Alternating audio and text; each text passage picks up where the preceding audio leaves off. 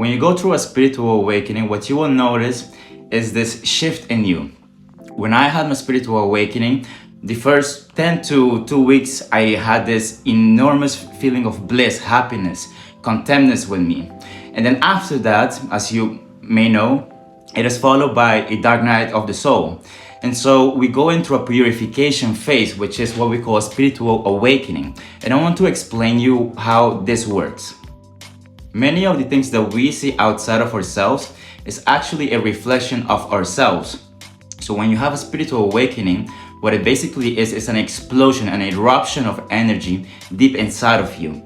And so when you look at the planet, the core of the planet has a lot of energy in it. And it is surrounded by a thick, dry layer of crust, of rock.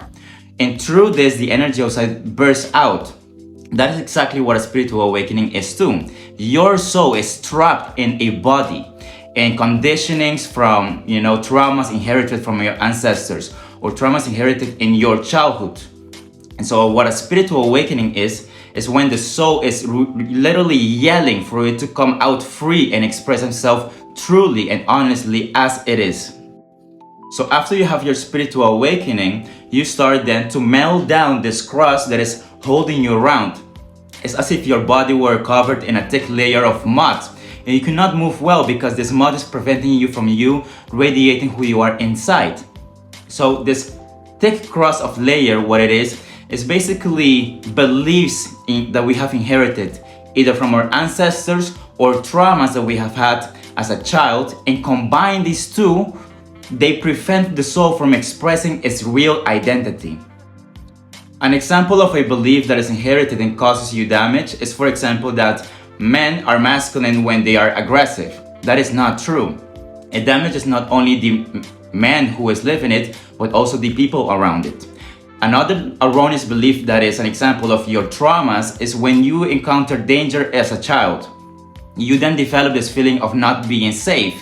And therefore in adulthood, you're going to experience this emotion again and bring into you, manifesting in your life, situations that will make you feel in danger again, just like in your childhood.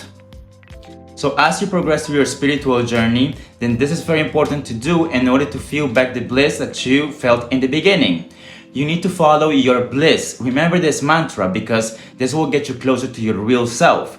And now the reason why people don't follow their bliss is because they have inherited these false beliefs from their ancestors, and they have this trauma around their childhood who impedes them from feeling this bliss and happiness within. So do this so you can come closer to your soul.